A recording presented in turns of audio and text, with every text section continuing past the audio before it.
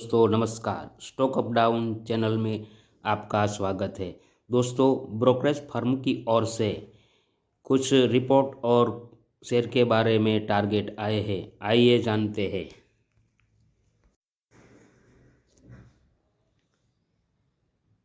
USB की ओर से report आई है। रिलायंस पर रिपोर्ट आई है। टारगेट 1750 का है। यूएसबी ने रिलायंस पर कवरेज फिर से शुरू की है और बाय रेटिंग दी है। ब्रोकरेज का मानना है कि जियो और रिटेल अब हार्वेस्टिंग फेज में पहुंच गए हैं। O2C बिजनेस डाइवर्सिफिकेशन से वोलेटिलिटी कम होगी वोलेटिलिटी कम होगी। न्यू एनर्जी बिजनेस से FY27 से EBITDA में योगदान शुरू होगा। यूएसबी को लगता है कि स्टॉक में री रेटिंग और वैल्यू अनलॉकिंग का स्कोप है। हुंडई मोटर्स सिटी की रिपोर्ट हुंडई पर आई है। टारगेट 2400 का है। कंपनी का कहना है कि ग्रामीण डिमांड पॉजिटिव है, लेकिन अर्बन डिमांड सुस्त। जीएसटी कटौती की संभावना से डिमांड में तेजी आ सकती है। अगले 5 साल में 26 मॉडल लॉन्च की तैयारी कंपनी की तैयारी है।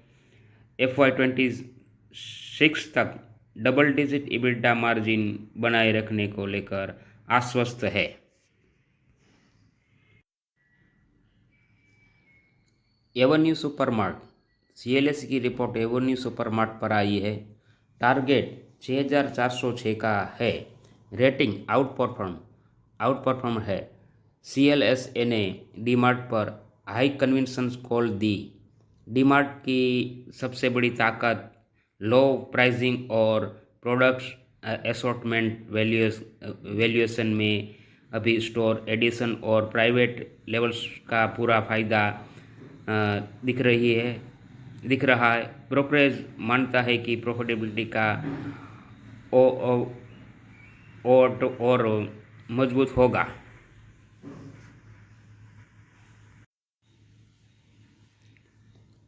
बेरस्टैन on Titan target 4200 out perform.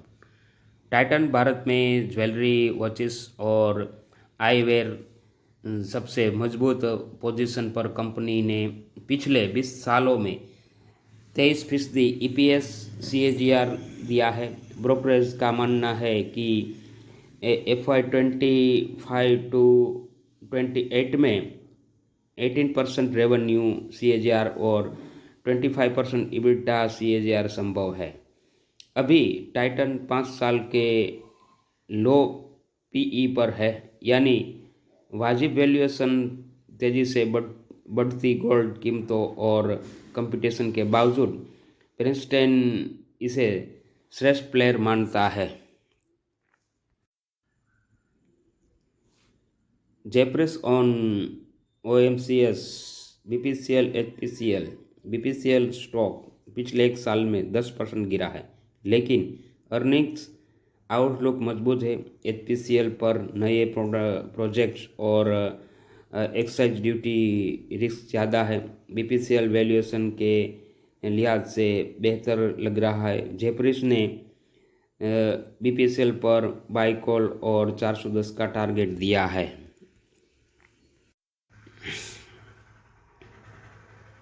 जेफरिस on autos August MTD में ट्रैक्टर्स, टू व्हीलर्स और ट्रक्स में डिमांड सुधरी है, लेकिन PV पैसेंजर व्हीकल्स में डिमांड सुस्त। ग्राहक GST कटौती की उम्मीद में खरीदी टाल रहे हैं। जेफरिस का अनुमान Eicher Motors MAN TVS Motors 8 से 13% YoY ग्रोथ है। बाकी OEMs 5% से +1% YoY है। पसंदीदा स्टॉक M&M और TVS, उसके बाद मारुति और आइसर है। CLS ऑन ऑटोस सीएलएस का कहना है कि जीएसटी की कटौती से मारुति और एम&एम को सबसे ज़्यादा फायदा होगा। इन स्टॉक्स की हाल की रैली जीएसटी कट की उम्मीद पर ही है, लेकिन अभी भी वैल्यूएशन आरामदायक है। हुंडई पहले ही 18% भाग चुका है, इसलिए मारुति एम&एम में अपसाइड पॉसिबल है।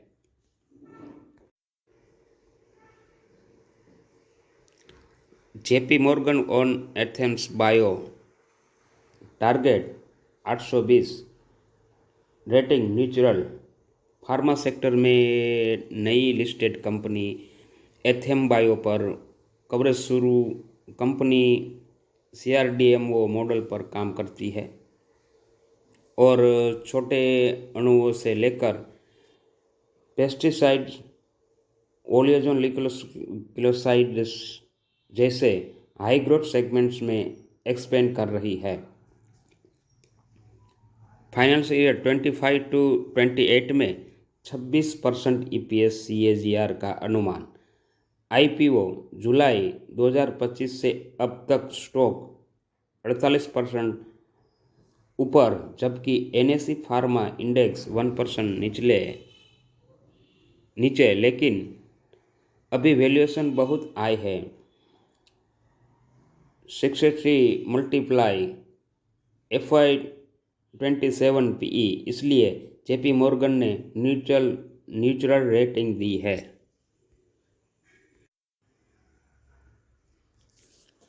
निवेशकों के लिए सीधी बात, रिलायंस, टाइटन और डिमार्ट लॉन्ग टर्म इन्वेस्टर के लिए मजबूत दाव। BPCL OMCS में सेफ प्लेयर, जबकि HPCL पर रिस्क ज़्यादा। Autos Maruti, M&M, TVS GST कटौती पर सबसे बड़े बेनिफिशरी।